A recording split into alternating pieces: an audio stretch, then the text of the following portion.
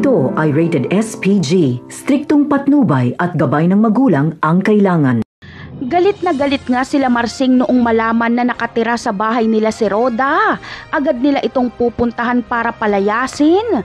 Ngunit magmamakaawa si Rhoda na wag siyang palayasin dahil wala daw siyang matirahan. Payag naman dito si Marsing, ngunit kukunin niya ang lahat ng mga gamit sa bahay. Kaya walang kagamit-gamit si Rhoda.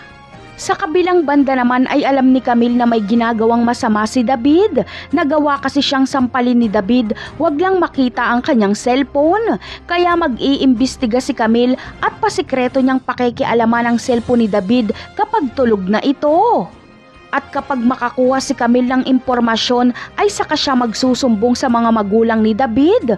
Ngunit malalaman kaya ni Camille ang ugnayan ni David sa mga Montenegro?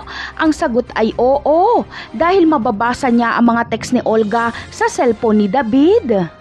Ngunit ano kaya ang magiging reaksyon ni Rigor kapag magsumbong sa kanya si Camille na binugbog siya ni David at ipakita nito na may ugnayan ito sa taong nagngangalang Ramon Montenegro?